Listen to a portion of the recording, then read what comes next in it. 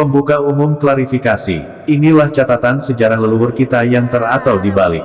Kita diwarnai atau mewarnai India. Dan catatan kejayaan bangsa ini menjadi hilang setelah kita sepakat menghitung tahun Saka di seluruh prasasti mulai tahun 78 Masehi.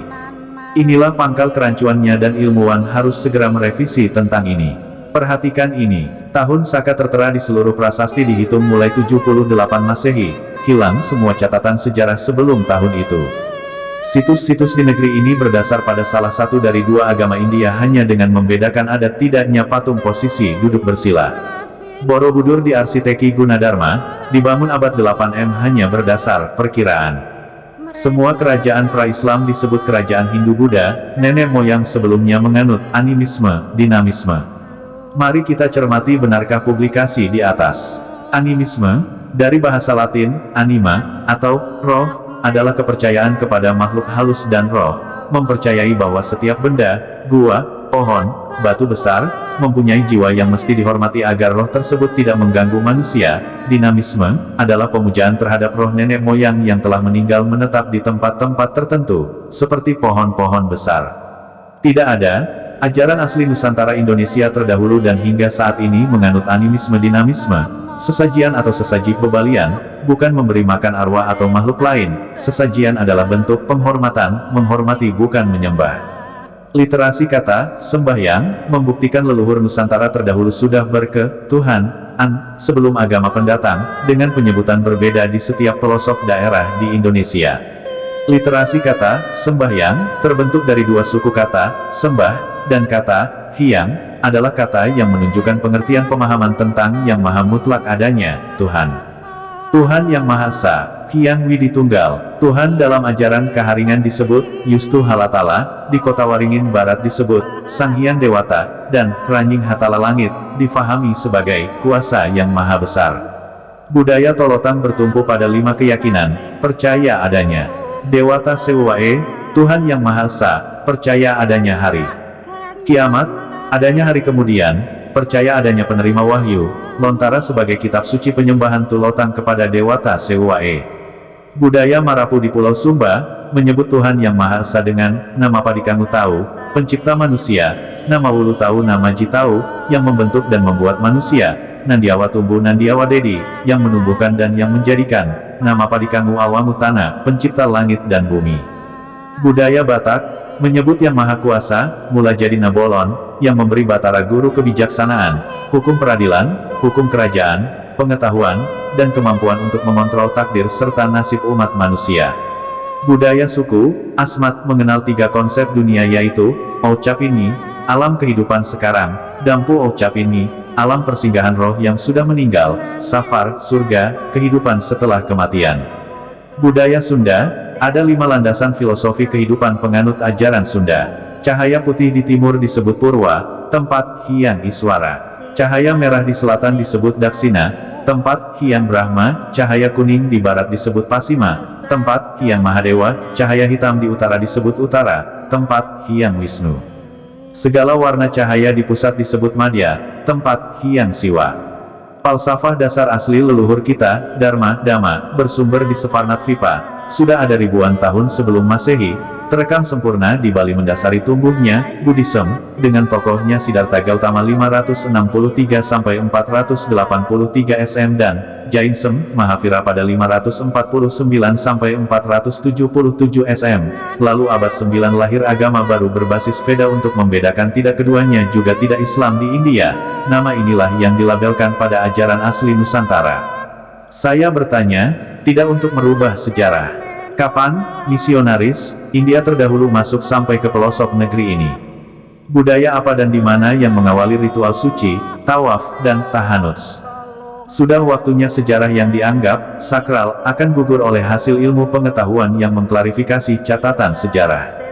Sebelumnya, dan tidak ada yang harus terkejut dengan fenomena ini, leluhur kita adalah ras Arya. Studi terbaru, dipimpin oleh ahli genetika David Reif dari Universitas Harvard, diterbitkan pada bulan Maret tahun 2018 dan 92 sarjana dari seluruh dunia dalam disiplin ilmu genetika, sejarah, arkeologi, dan antropologi. Studi ini menunjukkan bahwa ada 2 migrasi besar ke India dalam 10.000 tahun terakhir. 1. Migran out of Africa OA, yang telah mencapai India sekitar 65.000. Zagrosian ini bercampur dengan penduduk sebelumnya di India awal 7.000-3.000 SM, melahirkan peradaban Harappa. 2. Setelah tahun 2000 SM, datang imigran, Scythia, Sakaya, Sakas Arya, mereka membawa bahasa Sanskerta awal atau dasar dari Sanskrit, berbagai praktik budaya baru seperti ritual pengorbanan, yang semuanya membentuk dasar budaya Hindu. Veda awal, inilah yang disebut Dharmik, ajaran Dharma. 1000 tahun sebelumnya, orang-orang ras Arya juga ke Eropa, menggantikan dan bercampur dengan petani di sana, melahirkan budaya baru dan menyebarkan bahasa Indo-Eropa. Studi genetik lain telah membuktikan bahwa ada banyak bangsa yang migrasi ke India, berasal dari Asia Tenggara diperkuat oleh banyaknya penutur bahasa Austro-Asia. Bahwa Arya bukanlah penghuni pertama India dan peradaban Harappan, Dravida, ada jauh sebelum kedatangan mereka. Ini berarti bahwa bangsa Arya atau budaya Veda bukanlah sumber tunggal peradaban di India dan sumbernya yang paling awal berasal dari tempat lain. Sejatinya, Dravida adalah leluhur mereka orang India. Mereka telah berkampanye untuk mengubah kurikulum sekolah dan menghapus setiap kata yang menyebutkan imigrasi Arya dari buku sejarah. Tulisan di atas dikutip dari Tony Joseph, penulis buku Early Indians, The Story of Our Ancestors and Where We Came From, diterbitkan oleh Juggernaut. Ras Arya adalah setia, kaum Caka bangsa Nusantara Indonesia maju terdahulu, bangsa Jawi, bangsa yang menurunkan kaum Caka yaitu 1. Jawi, bukan suku Jawa. 2. Madayu, Mada, Medes, Madian, Midian, Medea. 3. Cambises, Kambuja bahasa Yunani. 4. Scythia, Caka kaum Aryan, ras Arya. Kaum Caka leluhur Nusantara menaklukkan Raja Salivahana India pada tahun 78 Masehi. Tahun inilah awal tahun di mana dimulai tahun Saka India. Imperium Caka berpusat di Nusantara, dinasti Surya, meninggalkan ribuan prasasti berangka tahun Caka dan kesalahan besar jika di semua prasasti dihitung mulai 78 M. Banyak kelompok besar Scythia juga bermigrasi ke Asia Tengah, Eropa Timur dan Anatolia Utara sekitar 3100-3000 SM. Sakas sama dengan Scythians, migrasi ke Eropa Timur dan Anatolia Utara melalui Pontic Steppe sejak zaman Veda setelah Perang Mahabharata 3162 SM. Sumber, Archievok. Ajaran, Dharmik, dibawa oleh kaum Caka, Sakas, Sakaya, Scythia, Aryan terekam di Borobudur dengan literasi kata, Mahecakya, berkembang di dataran India, mendasari 3 ajaran dan salah satunya, Jainism, dengan tokohnya, Mahavira. Mahe berarti maha atau besar dan agung, Cakya adalah kaum atau bangsa Cakya atau Sakaya Caka Saka, kata, Sevarga, dan Kusala Dharma Bajana di relief dasar Borobudur membuktikan ajaran asli Nusantara, Dharmik. Masa sebelum Orba, 2 agama dari India, harus menjadi alternatif pilihan agama resmi negara juga dilabelkan, Borobudur dan situs yang lainnya, hanya dengan membedakan, ada tidaknya arca posisi duduk bersila. Falsafah, Dharma, terekam sempurna pada budaya Bali dan tergambar lengkap di Borobudur. Keduanya tidak berdasar salah satu dari 2 agama di India, tapi falsafah yang terekam di keduanya, mendasari 3 agama yang tumbuh di sana. Namo Bhagavatiai Aryatarayai. Atas nama bangsa, Arya, di tanah inilah ras Arya lahir, menyebar ke 3/4 bumi membawa ajaran, Dharmik. Kemajuan teknologi yang telah dicapai oleh suatu peradaban seharusnya membawa kemajuan umat manusia yang berada pada masanya, begitu juga kemajuan teknologi seharusnya juga mampu meneliti ulang semua catatan sejarah yang pernah dilakukan pada masa terdahulu, yang dimungkinkan pencatatan sejarah pada masa terdahulu mengalami ketidaksempurnaan. Perlunya buku ini dibuat adalah sebagai pemicu untuk kita semua agar bangsa Indonesia melakukan kaji ulang serta mencari jawaban atas semua catatan sejarahnya, dikarenakan tidak adanya catatan sejarah yang menerangkan peradaban yang terjadi di Nusantara pada abad sebelum Masehi atau masa prasejarah, sementara banyak ditemukan fosil dan situs tertua di bumi ada di Nusantara. Hal inilah yang menjadi dasar dari penulisan buku ini, dengan harapan institusi yang berkompeten terhadap pencatatan sejarah. Bangsa Indonesia melakukan penelitian dan penyelidikan ulang tentang sejarah yang pernah ditulis khususnya tentang Borobudur. Di buku ini, penulis tidak sedang dan bermaksud menyudutkan, atau tidak sedang menistakan kepercayaan dan ajaran suatu agama. Buku ini adalah suatu wacana keilmuan. Penulis berharap ada upaya klarifikasi yang akan dilakukan oleh institusi yang berwenang untuk melakukan pengkajian penelitian dan pencatatan kembali sejarah bangsa Indonesia dengan lengkap dan mendekati kesempurnaan. Semoga buku ini menjadi salah satu bahan pertimbangannya. Ini fakta sejarah kita yang tidak ditulis dan dipublikasikan terbalik. Kitab Mahaprajnaparamita Sastra tentang Sariputra dan gurunya Sanjaya ditulis oleh Nagarjuna dalam Mahaprajnaparamita Sastra, risalah tentang kebajikan kebijaksanaan. Seorang Brahmin dari Suvarnatvipa bernama Kinva Suvarnakesa datang dan bertemu dengan Upatisya. Sariputra bertanya kepadanya dari mana asalnya. Dia menjawab bahwa dia berasal dari Suvarnatvipa.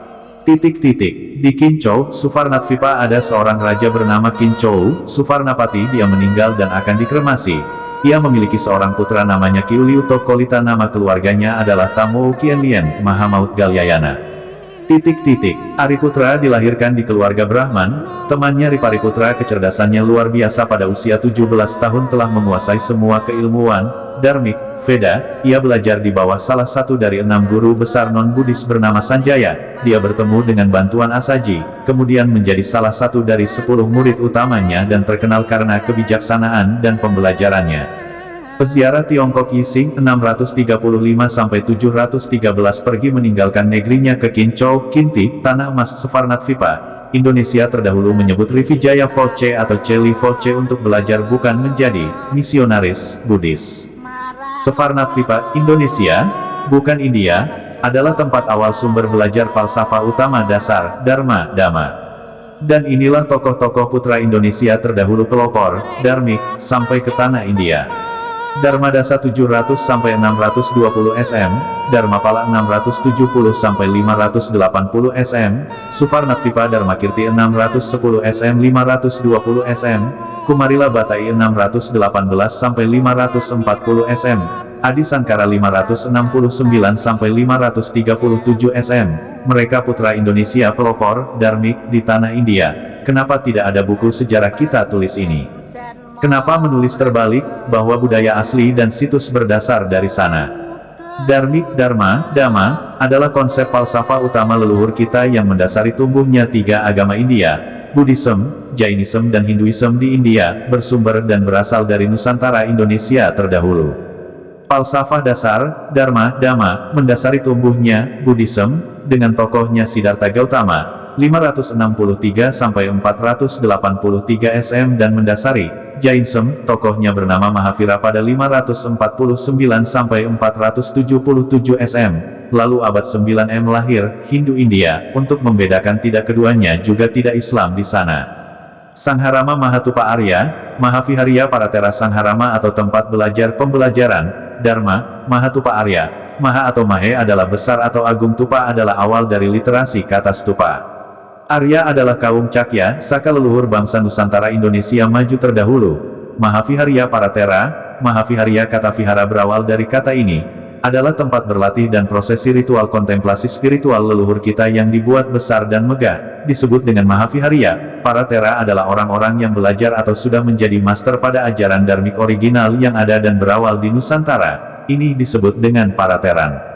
Di antaranya Satjaya, Ariputra, Dharmadasa, Dharmapala, Suvarnakesa, Maut Galyayana, Suvarnatva Dharmakirti, Krijanayasa atau Dapuntahiang.